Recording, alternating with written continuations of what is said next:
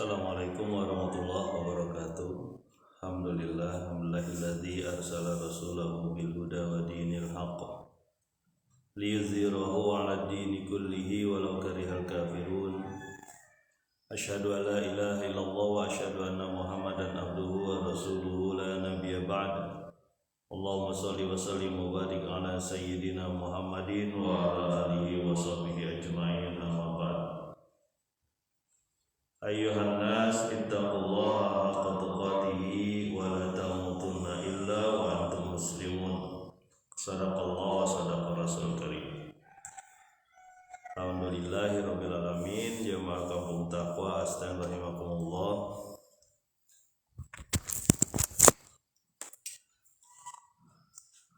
Mari kita lanjutkan lagi, masih di surat Luqman, surat ke-31. Mohon maaf baru bisa hadir kembali. Kita sudah sampaikan terakhir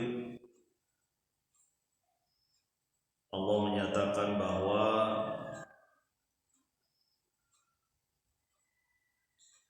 jika seluruh tanaman yang ada di bumi ini menjadi pena, menjadi pulpen, kemudian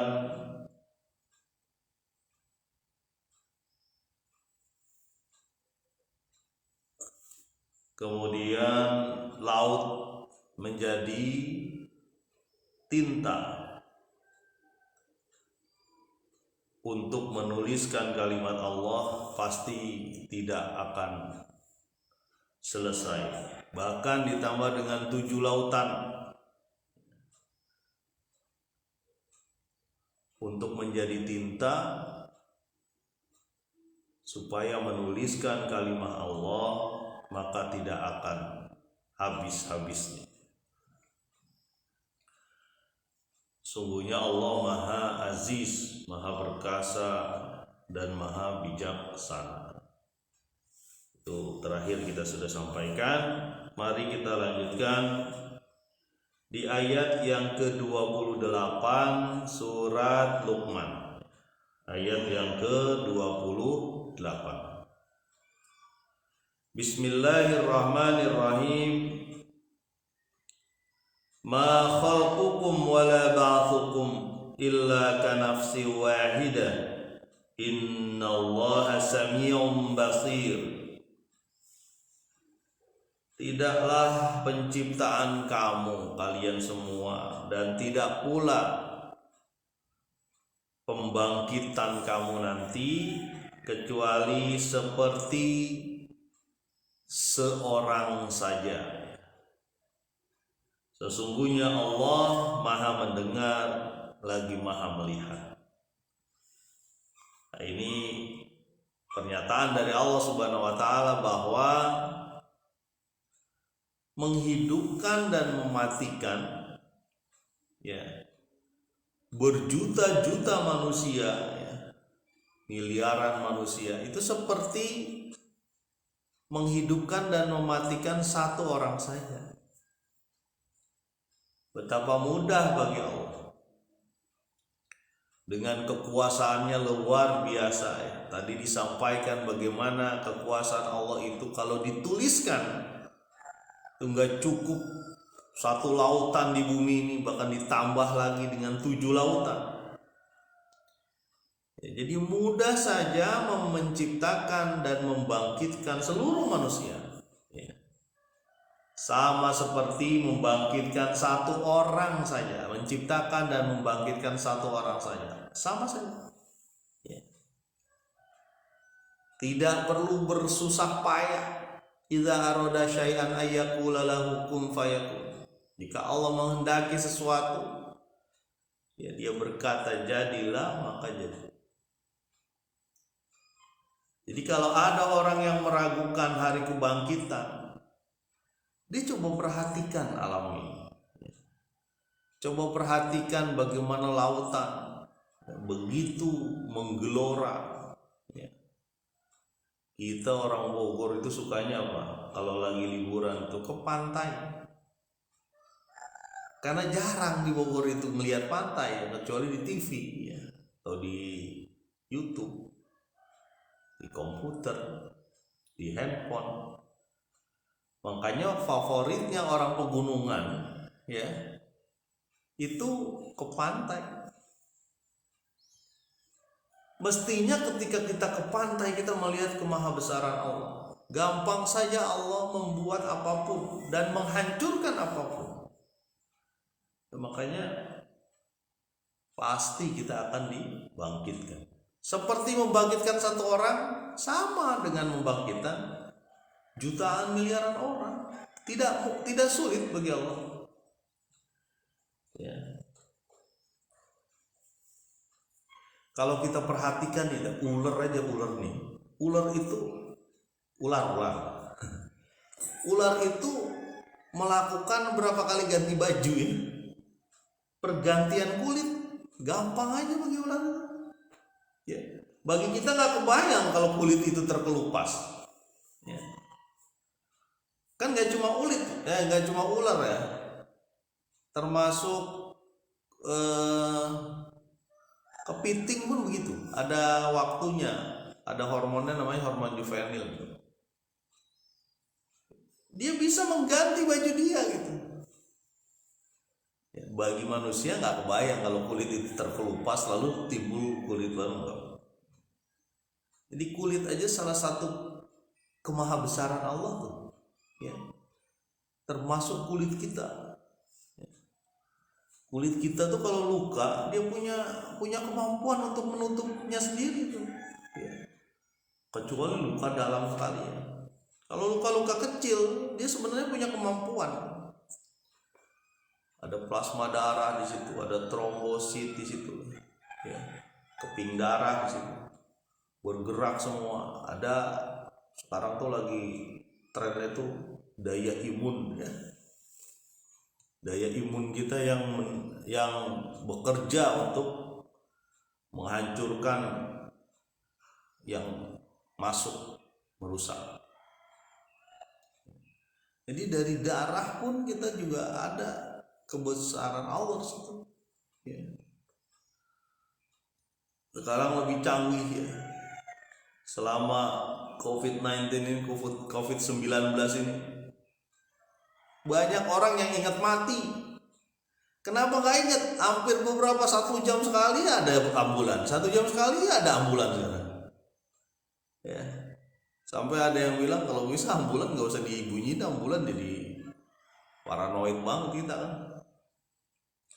Tapi itulah Allah menghendaki ya. Bisa saja kita ini jadi semakin ingat hari kebangkitan ya. Hari dimana setiap detik kita akan diperhitungkan. Mudah bagi Allah ya. Kanafsi wahidah, seperti membangkitkan satu orang saja ya. Seluruh kampung ini pun nanti akan dibangkitkan, akan diminta pertanggungjawaban, baik kepemimpinan diri sendiri ataupun kepada orang lain, kepada keluarga.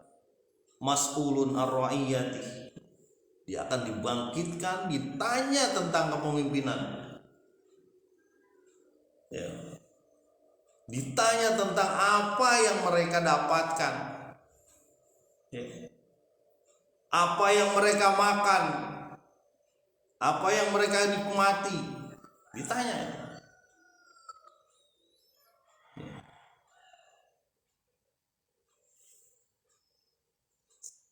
Ibrahim bin Abdullah bin Umayyah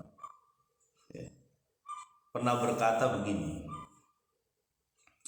Ibrahim bin Mushab bin Umair pernah berkata begini. Suatu ketika Ibrahim bin Mushab bin Umair ini anaknya Musa bin Umair. Musa bin Umair ini pengusaha ya. Orang yang luar biasa, mengangkat kemampuan dirinya sehingga menjadi pengusaha muslim yang ditiru banyak orang. Sedekahnya juga luar biasa nih pengusaha muslim ini. Namanya Mus'ab bin Umair. Anaknya pernah ngomong begini, Ya. Suatu ketika bapak, ya, maksudnya Mus'ab bin Umair, ya, itu menghadapi hidangan berbuka puasa waktu itu. Ya. Menghadapi hidangan berbuka puasa. Oh, maaf, bukan Mus'ab bin Umair, ceritanya tentang Abdurrahman bin Auf. Abdurrahman bin Auf ini pengusaha. Dia cerita tentang Mus'ab bin Umair. Anak Abdurrahman bin Auf namanya Ibrahim ini mengatakan ketika Abdurrahman bin Auf menghadapi makanan, ya, waktu menjelang buka puasa waktu itu, dia bilang begini, sekarang kami dapat seperti ini. Maksudnya dapat makanan yang bisa enak, bisa dinikmati, ya. Dulu, ya, Mus'ab bin Umair, ya, seorang sahabat Nabi, ya, syahid, meninggal. Saking sulitnya pada saat itu, ya, dalam satu peperangan, saking sulit pada saat itu, dia tidak ada kain kafan, tidak ada kain untuk menutup tubuh dia, ya, ketika nanti bakal mau dikuburkan, itu nggak ada. Hanya ada satu selimut, satu kemul yang kalau dipakai, ditarik ke atas, ditutupin kepalanya, kakinya keluar, kakinya kelihatan. Ya. Kalau dipakai, ditutupi kakinya, kepalanya kelihatan. Ya. Jadi begitu sulit pada saat itu. Ya. Di lain riwayat katanya kakinya ditutupi oleh rumput, sejenis rumput izkir atau apa. Kemudian Abdurrahman bin Auf, ya, melihat hidangan itu yang ada di depan matanya. Selamat datang semua di Palembang, ya. Ini kita rasakan sehari-hari. Apa kata Abdurrahman bin Auf? Itu dulu waktu perjuangan, kira-kira begitu, ya. Sulitnya kehidupan. Sekarang kita apa aja ada di depan mata kita, ya. Tidak menderita kelaparan. Sementara sahabat-sahabat Nabi waktu itu, teman-temannya Nabi berjuang supaya kita mendapat hidayah, ya. Sekarang kita sudah terbuka. Kemudian Abdurrahman bin Auf menangis lalu meninggalkan makanan, ya, mungkin dia buka dulu gitu, ya, meninggalkan makanan, ya, karena memang jangan-jangan kita terpedaya dengan kehidupan dunia, ya. Semua serba enak, Pak, tapi saya masih sengsara, Pak, masih susah nyari makan, tetap aja gak kelaparan, ya kan? Tidak ada yang mati kelaparan di Bogor itu. Kalau ada heboh dunia mungkin, ya. Negeri subur makmur kayak gitu, ya. Kalau kelaparan di Afrika yang kering kerontang masih mungkin. Ini di Indonesia ada yang kelaparan, lucu. Anak ayam mati di lumbung padi namanya. Walaupun sekarang padi udah susah, ya, keseringan diimpor sih, ya. Kembali lagi, ya, bahwa itu pun nanti akan dipertanggungjawabkan. Makanan yang kita makan, kita akan bertanggungjawabkan nanti, ya. Seluruhnya makanan, minuman diminta tanggung jawabnya nanti sama Allah, ya. Makanya kita disuruh memperhatikan makanan kita. Falyanzuril insanu ila ta'ami. Maka perhatikan apa yang kita makan. haram atau halal, baik atau buruk, ya. Diminta tanggung jawaban, dan gampang kalau mintanya itu nanti, ya. Ada ujungnya nih CCTV Allah nih, ya. Innallaha sami'un basir, sungguhnya Allah mendengar dan melihat. Allah mendengar detik hati manusia bergerak kemana, ya. Bahkan Allah mendengar dua orang yang sedang ngobrol, itu Allah ketiga. Bisik-bisik tetangga gitu ya, wah si Anu begini, jangan salah, Allah mendengar, ya. Dan ujungnya basir, Allah juga maha melihat setiap perbuatan kita. Makanya perlu kita tanamkan kepada diri kita, kepada keluarga kita, Allah melihat. Sehingga gak perlu diawasin sama bos pun, dia akan bekerja dengan ihsan, dengan bagus, kalau dia berpikir Allah melihat dia, ya. Itu kan makna ihsan, bahwa engkau menyembah Allah seolah-olah engkau melihat Allah. Kalau nggak mampu, Allah melihat engkau. Jadi lakukan semuanya terbaik. Amal-amal kita lakukan yang terbaik, ya. Udah lemes dikit, loyo dikit, bikin semangat lagi. Gimana caranya, ya? Terus bergerak menuju Allah Subhanahu wa Ta'ala, ya. Karena kita ingat kita akan dibangkitkan. Gampang aja Allah bangkitkan, mudah, ya. Sama mudahnya ketika penggambaran mengenai tinta dan pulpen dari pohon. Nggak kebayang kalau kita pulpen dari pohon, satu pohon itu bisa ribuan pulpen, ribuan pensil mungkin, ya. Karena kalau pensil itu kan pakai kayu, ya. Pulpen itu pakai apa Pak ya? Kalau pulpen bahan dasarnya apa? Plastik dari mana? Minyak bumi, ya. Dari minyak bumi. Minyak bumi dari mana Pak? Minyak bumi dari, menurut penelitian itu Pak, hewan dan tanaman yang terkubur berjuta-juta tahun yang lalu. Jadi balik lagi itu, ya, menjadi tanaman lagi, ya. Walaupun nggak bisa langsung, ya, namanya minyak bumi diolah dulu untuk menjadi plastik. Ayat selanjutnya, ayat yang ke-29. Jamaah Kampung Takwa Asten Rahimahullah dan teman-teman yang mendengarkan, melihat siaran ini, mendengar siaran ini, ya. Mungkin nanti membaca siaran ini, mudah-mudahan Allah beri kesempatan untuk bisa dituliskannya, sehingga lebih bermanfaat. Ayat ke-29.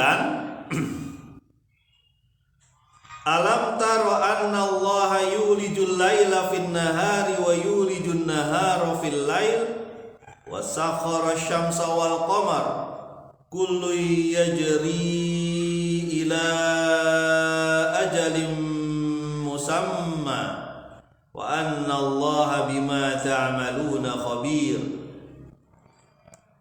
Tidaklah engkau melihat bagaimana Allah memasukkan malam ke dalam siang, ya, masukin malam hari ke dalam siang, dan menjalankan matahari dan bulan, ya. Semuanya itu, ya, melakukan perjalanan hingga waktu yang sudah ditentukan, ya. Sesungguhnya Allah terhadap apa yang mereka kerjakan maha mengetahui. Nah, ini kembali lagi kita disapa dengan sesuatu yang sudah kita lihat setiap hari dan kita hilang rasanya, hilang rasa bahwa ini adalah keajaiban yang Allah berikan. Apa? Dimasukkannya malam ke siang hari, dimasukkannya siang ke malam hari. Nah, ini kayak sekarang. Kita sudah hilang rasanya merasakan ketakjuban. Kenapa? Karena kita lihat setiap hari, ya. Kita lihat setiap hari bagaimana Allah memasukkan siang ke dalam malam dan memasukkan malam ke dalam siang. Ya. Coba setiap hari kita lihat itu. Padahal kalau mudahnya ini mudah. Betapa banyak uang yang kita butuhkan untuk menyalakan lampu. Ya. Kalau yang masih pakai listrik atau elektrik yang berbayar bukan pulsa itu sering diingatkan dengan surat cinta dari PLN ya. Sudah berapa bulan? Sebulan aja udah diingatkan sekarang. Anda belum bayar, awas nanti bisa diputus. Betapa sulitnya untuk menyalakan lampu, harus bayar kita. Ya. Tapi yang setiap hari kita lihat betapa Allah mengirimkan lampu kepada manusia apa? Matahari. Nah, disebutkan di bawahnya tuh. Begitupun matahari dan bulan. Jauh lebih hebat dari peristiwa malam dan siang ini. Ya. Kita manusia itu hilang rasa sensitivitasnya, rasa bahwa ini adalah keajaiban yang Allah berikan itu hilang karena sudah ketemu tiap hari. Ya. Jadi ketika ada malam memecah, menghancurkan siang dan siang memecah malam, sinar matahari menyeruak dari ufuk timur, perlahan-lahan hewan-hewan bergerak, ada yang berbunyi burung dan sebagainya. Hewan malam sudah mulai turun, ya, jangkrik-jangkrik udah mulai udah mulai tidak berbicara lagi. Ya, begitupun kodok di malam hari kalau yang dekat air ya. Lalu bergeraklah matahari terus. Ya. Sebenarnya matahari kedudukannya tidak bergerak dengan bumi lah yang bergerak. Tapi secara umum matahari pun bergerak mengelilingi tata suryanya ya. Itu ayam berkokok ya, mulai memecah subuh. Makanya disebutkan bahwa subhi idza tanafas, ketika subuh itu bernafas. Seolah-olah dikatakan kepada kita bahwa subuh itu punya nyawa. Subuh itu punya kehidupan. Ya, bagaimana Al-Quran menggambarkan kehidupan alam itu gitu. Ya. Makanya pagi hari itu masa yang luar biasa, itu masa pergantian ya.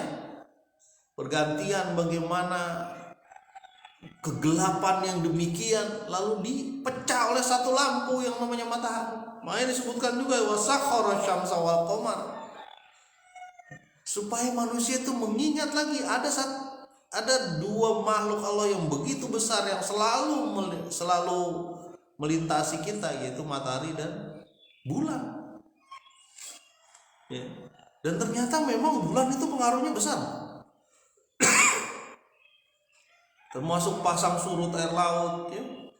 Ada lagi gravitasi yang berbeda ya, yang menyebabkan bumi itu ada hal-hal tertentu yang kita ketahui sekarang aja ya.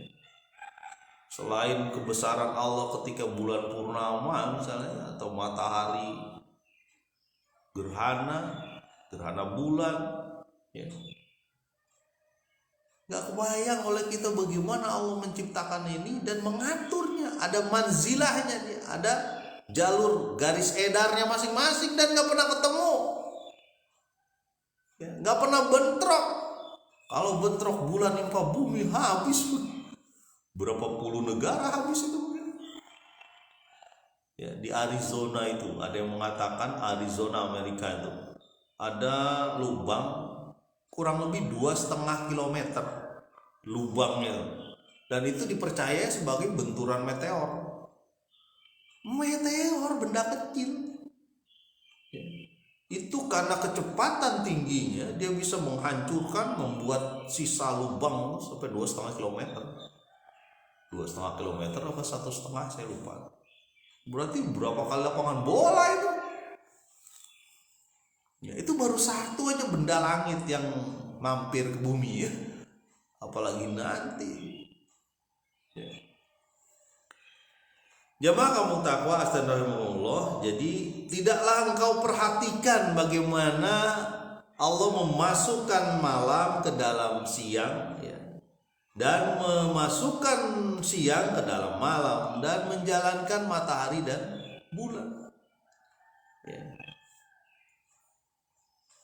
Siapa yang sanggup gitu jam 12 siang itu berdiri di tengah jalanan gitu ya, panas luar biasa itu satu aja tuh.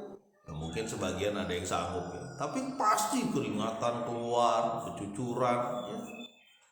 Panasnya sampai ke ubun-ubun ya. Apalagi di padang pasir kan nggak kebayang kalau kita ke padang pasir atas bawah panas ya. Kullu yajri ila ajalim musamma. Mereka beredar, mereka berjalan hingga waktu yang ditentukan. Ajalim musamma. Makhluk-makhluk ini pun ada ketentuan.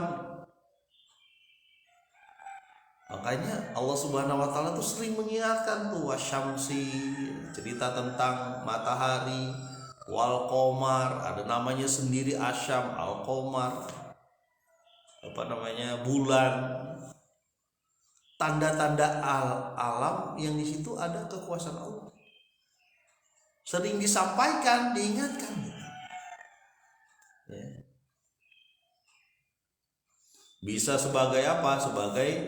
Sebagai penentu waktu. Kita jadi tahu kalau bulan udah tersepenuhnya nggak ada, tertutup, lalu mulai ada senyum dikit, bulan senyum dari samping gitu ya, bulan sabit kecil, set udah mulai bulan baru. Kita diajarkan oleh Allah bagaimana menghitung hari-hari lewat bulan, mungkin lewat matahari.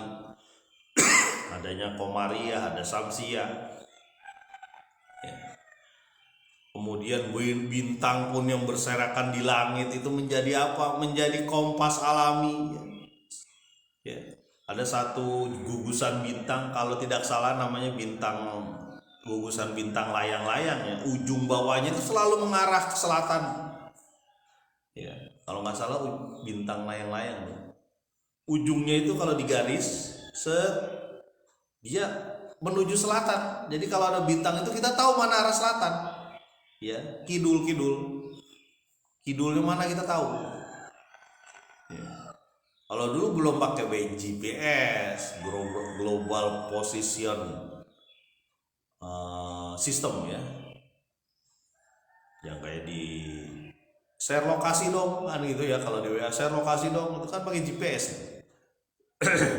Setahu saya bisa sampai 4 meter tuh. Titik kita ini kalau pakai GPS itu bisa ketahuan. Ya. Makanya hati-hati tuh.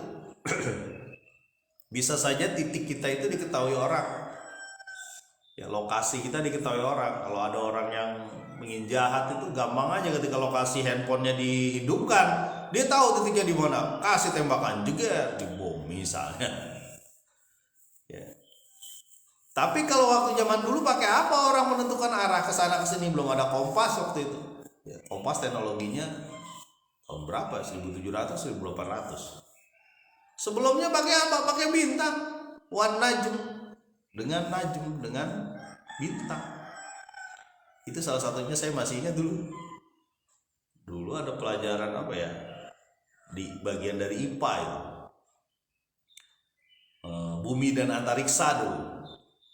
Jadi kalau ada bintang itu gugusan bintang, dia bintang 1, 2, 3, 4, bentuknya layang-layang, ujungnya itu mengarah ke selatan. Jadi kita tahu bahwa sebelah sana selatan, berarti sebelah kanan. Kalau kita menghadap kidul, sebelah kanan adalah barat, belakangnya utara, timurnya sebelah kiri. Parman belajar mata angin ya, iyalah kita harus pelajari mata angin juga. Kenapa? Karena itu bermanfaat. Ya. Makanya pelajaran IPS, ilmu pengetahuan sosial, geografi dan sebagainya kita pelajari lah. biar kita memahami makna kehidupan ini, makna bumi ini, apa yang harus kita pakai. Kan kita khalifah ya. Kita adalah pengganti Allah di bumi ini untuk mengatur bumi ini ya, supaya baik. Bagaimana bisa mengatur bumi kalau dia tidak mengetahui pengetahuan terhadap bumi itu sendiri ya. Dia nggak tahu mana tanah yang subur, mana yang enggak, apa aja diusahakan belum tentu benar ya. Makanya perlu, Allah sering nyebutkan ini ya, tentang matahari, bumi, bulan, langit, bintang ya. Sebenarnya tinggal ngelihat aja lah, nggak usah terlalu banyak teori. Kita sudah sadar bahwa betapa lemahnya kita, betapa makhluk-makhluk Allah ini mempengaruhi kita ya. Siapa yang sanggup gitu malam ditambahin jadi 24 jam gitu ya, 24 jam malam, gelap terus, dingin, tiis wah. Mungkin kita menggigil terus. Sekarang ini lagi apa, katanya bumi itu jarak terjauh dari matahari ya, lumayan terasa dingin ya malam hari itu. Jadi tajri ila ajalim musamma ya, ada waktunya. Wa annallaha bima ta'maluna khabir, dan Allah mengetahui apa yang sudah kita kerjakan. Apa yang mereka kerjakan, termasuk cerita tentang kita, apa yang dikerjakan ya. Ada orang-orang yang memikirkan dunia saja ya. Dia lupa bahwa dunianya akan diminta, akan ditanyakan seperti apa ya. Ada tuh ya, yang apa namanya, yang ada di pikiran dia adalah kepentingan pribadi saja ya. Dia lupa ada saudara-saudaranya yang membutuhkan ya. Ada yang begitu, Pak saya bekerja ya buat saya dong dan keluarga saya. Boleh, siapa yang melarang, bahkan wajib ya mencari nafkah. Tapi jangan lupa dalam rizki kita itu ada rizki orang lain. Ada rizki kucing kalau perlu, ada rizki hewan, ada rizki tetangga kita yang sakit dan gak ada orang yang bantu dia ya. Ada rizkinya itu, jangan salah. Ini kadang-kadang kan kita enak aja dengan kehidupan pribadi, kalau perlu dia tutup mata dengan keadaan orang lain ya. Dia tutup matanya, gak ada urusan saya, urusan mana mau modar mau, waduh kasar banget mau meninggal mau enggak urusan Anda, saudara juga bukan. Padahal yang namanya manusia itu makhluk sosial. Dia butuh saudara, dia butuh teman, dia butuh tetangga. Makanya mulia sekali Islam itu mengajarkan muliakan tetangga. Fa'akrim jarohu, muliakan ya. Bukan dihinakan, bukan disebut-sebut, bukan digibahin ya. Bukan. Makanya kalau ada orang gibah saya langsung kabur tuh. Udah kita ngomongin kebokeng, ngomongin apa, jangan ngomongin gituan dong ya. Karena sekali lagi saya sampaikan ya ya, ini teman-teman biar mengetahui ini ya. Kalau ada orang, sekali lagi ya, kalau ada orang di depan kita bicarain kejelekan orang lain, misalnya si A di depan kita nih membicarakan kejelekan orang lain ya. Orang yang membicarakan kejelekan orang lain ini berpotensi untuk menceritakan membicarakan kejelekan kita kepada orang lain. Nah itu. Oh sekali lagi ya.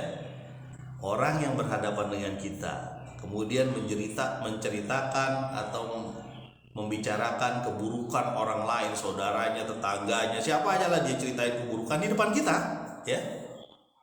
Orang tersebut berpotensi menceritakan keburukan kita kepada orang lain. Nah, naudzubillah. Ya. Jangan sampai nih kayak begini. Kalau sampai ya istighfar, udah minta ampun sama Allah. Kalau perlu minta maaf sama orang yang kita buruk-burukan. Ya. Ukurannya begini, ukuran menceritakan orang lain tuh begini. Yang disebut ghibah tuh, kalau orang lain itu nggak mau atau nggak seneng, ya, hal yang diceritakan itu menyakitkan dia, itu ghibah.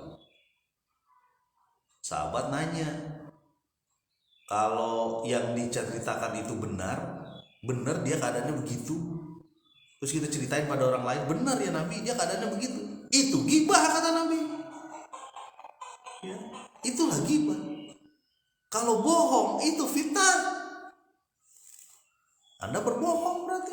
Misalnya apalagi salah yang diomongin. Nah, sekarang kita kan nyampur. Sebagian dari kita kan nyampur. Yang kecil jadi gede-gede, dibesar-besarkan. Ya. Jadi kita sampai ke situ segala. Jemaah kampung takwa astagfirullah dan teman-teman yang mendengar melihat siaran ini, ya. Bima ta'maluna khabir, ya, ujungnya Allah mengetahui, ya, apa amal kita. Ya. Nabi SAW pernah keluar dari rumahnya, ya. Jadi Nabi keluar dari rumah, di tengah jalan ketemu dengan dua sahabatnya, yaitu Umar dan Abu Bakar. Kata Nabi, wahai Umar dan Abu Bakar, wahai sahabatku, kenapa Anda keluar siang-siang kayak gini? Apa kata mereka berdua? Masya Allah, ini dua-dua sahabat yang dijamin surga, ya. Wahai Nabi, kami lapar. Masya Allah. Padahal mereka ini orang-orang bangsawan loh. Abu Bakar, Umar itu orang-orang bangsawan. Umar itu bangsawan di suku Adi, salah satu bagian suku Quraisy namanya Bani Adi, ya, Umar. Begitupun orang seperti Abu Bakar yang dia mengetahui silsilah manusia, ya. Dia juga orang yang dermawan, tapi dia lapar. Berarti habis mungkin tuh hartanya untuk membantu perjuangan dakwah, perjuangan Rasulullah SAW. Ya. Makanya benar, waktu itu pernah saya cerita, ya, bagaimana Umar mensedekahkan sepertiga hartanya untuk perjuangan menuju Allah. Ya. Waktu itu kita udah tahu ya ceritanya, ya, sampai dia, wah, saya kayaknya bisa mengalahkan Abu Bakar. Giliran Abu Bakar seluruhnya dikasih. Kata Nabi, Abu Bakar, apa yang kamu tinggalkan sama keluarga? Allah dan Rasulullah. Makomnya luar biasa, ya. Tapi dua orang ini ngomong bahwa dia lapar. Dia tidak minta-minta itu, tidak memohon-mohon, ya. Nggak perlu mengambil kartu-kartu tertentu, misalnya ada kartu diambil nanti dikasih bahan-bahan. Orang mampu tapi pakai kartu itu jadi dianggap tidak mampu, lalu layak dikasih. Akhirnya ribut. Itu dia mampu, kenapa dikasih? Kita enggak. Mestinya enggak usah tergantung dengan itu. Kita tergantung dengan Allah. Ya, mereka berdua nih, Umar dan Abu Bakar itu enggak minta-minta. Ya, enggak memelas-melas. Ya, dia ifah, menjaga dirinya dari meminta-minta. Apa jawab Nabi? Ya, Masya Allah. Oh, kalau begitu sama. Ternyata Nabi juga lapar. Ya. Bertiga orang terbaik di dunia ini yang tidak pernah ada lagi setelah itu, ya, merasakan kelaparan. Ya. Gak kebayang sama kita, ya. Kemudian mereka bergerak ke satu rumah. Ya. Mungkin di sebelah situ ada rumah sahabat Nabi juga, ya. Mereka datang ke rumah itu, ternyata terlihat mungkin lewat depan rumahnya ya. Ini saya belum begitu paham tentang hadis ini ya, dari sisi lokasinya ya.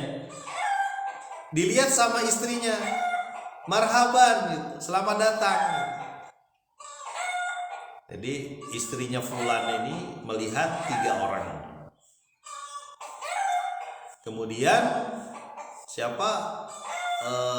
nanya Nabi, kemana Fulan? Oh, itu lagi ngambil air katanya. Untuk kami lagi ngambil air tawar. Oh iya. Lalu datanglah Fulan ini, sahabatnya Nabi ini, temannya Nabi ini. Assalamualaikum warahmatullahi wabarakatuh. Masya Allah, siapa tamu yang paling mulia? Orang mana yang paling mulia saat ini adalah ketika orang mana yang mendapatkan kemuliaan ketika ada 3 orang mulia datang ke rumah kami. Wah, disambut luar biasa. Ada Nabi, ada Abu Bakar, ada Umar.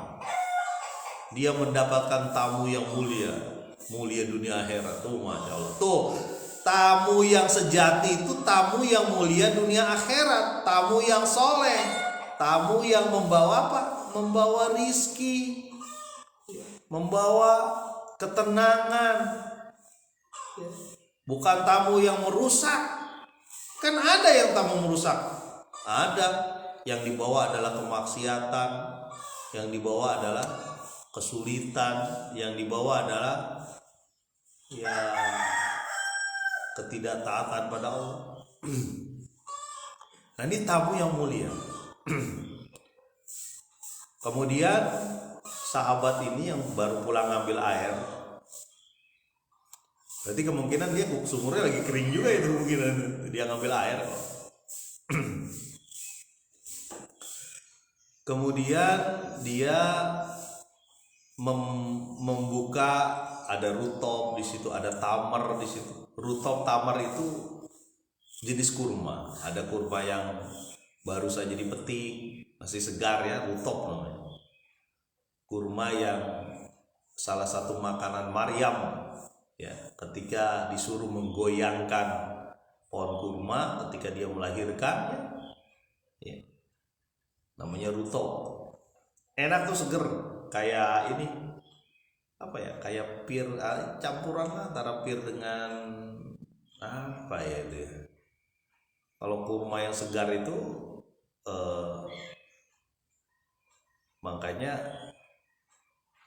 mengingat kasus Maryam, bukan kasus Maryam, cerita Maryam itu cocok untuk memperbaiki kesuburan itu ya, kurma rutop itu. Harganya mahal, 350.000 sekilo sekarang. Makanya banyak yang salah satu ikhtiar untuk mempunyai anak adalah memakan rutop. Dan kurma itu banyak mineralnya juga ya. Akarnya tuh jauh ke bawah. Jadi untuk penanganan bencana bisa juga pakai kurma itu. Kenapa? Karena kurma itu akarnya kuat ke bawah, beda dengan kelapa. Dia kuat ke bawah, turun ke bawah, dan dia bisa nahan. Makanya kayak di belakang ini misalnya ya, dekat-dekat tebing ini perlu juga itu, kalau kita ada rizki kita tanamin aja kurma, nggak apa-apa.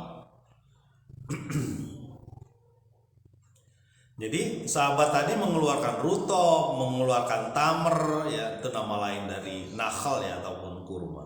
Tamer itu yang sudah matang, yang udah mulai coklat gitu ya.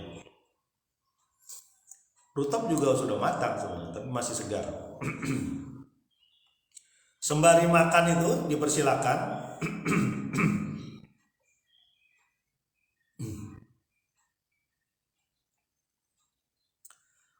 Sembari makan, dia bilang, saya akan memotong kambing, kata si kawan ini. Saya akan memotong kambing. Kata Nabi, jangan yang betina ya, gitu. Jangan dipotong yang betina. Mungkin maksud Nabi supaya bisa punya anak lagi. Kemudian mereka akhirnya memasak kambing dan menyediakannya kepada 3 orang. Saya nggak kebayang ya, mungkin dipotong, pahanya segera dibersihkan, kemudian dibakar atau apa. Jadi 3 orang mulia ini mendapatkan 2 makanan. Makanan yaitu kurma, satu lagi adalah kambing. Nah, apa kata Nabi? Wahai Umar Abu Bakar, kamu keluar dalam keadaan lapar. Iya ya Nabi. Lalu kamu mendapatkan makanan ini, kenikmatan ini, kata Nabi. Sekali lagi ya, kamu keluar dalam keadaan lapar, lalu kamu mendapatkan kenikmatan ini, makanan ini, kenikmatan ini. Apa kata Nabi? Pasti Allah akan tanya kenikmatan itu. Tsumma latus'alunna yauma idzin 'anin na'im. Kata Nabi, pasti kamu akan ditanya tentang kenikmatan itu. Dipertanyakan. Kamu dapat nikmat itu dari mana? Buat apa kamu makan? Apa yang kamu kerjakan setelah kamu kuat? Setelah kamu tegak tulang punggungnya? Itu ditanya oleh Allah. Nah, kita udah kebayang nih ya, apa yang ada di kita miliki bakal ditanya sama Allah. Handphone kita ditanya dari mana, ya. Tanah kita ditanya dari mana, motor kita dari mana, ya. Kulkas kita dari mana, ya. Keramik yang nempel di rumah kita itu ditanya dari mana tuh keramik, ya. Termasuk alat kosmetik itu ditanya, karena detik per detik kenikmatan itu akan ditanya oleh Allah. Ta'maluna khabir, Allah tuh mengetahui secara detil. Gimana nggak mengetahui secara detil? Orang jantung aja sampai sekarang masih berdetak gitu. Nggak pernah kita suruh tuh jantung terus aja membawa darah dia. Nggak pernah kita suruh tuh lambung dan usus untuk menyerap makanan. Ya. Karena dia jenis otot polos yang bekerja tanpa sadar, tapi dikendalikan oleh Allah sampai waktu ajali musamma, sampai Allah nanti memberi batas. Mudah-mudahan kita siap ya, untuk itu. Semoga bermanfaat. Subhanakallahumma wa bihamdika asyhadu an la ilaha illa anta astaghfiruka wa atubu ilaik. Tetap semangat. Assalamualaikum warahmatullahi wabarakatuh.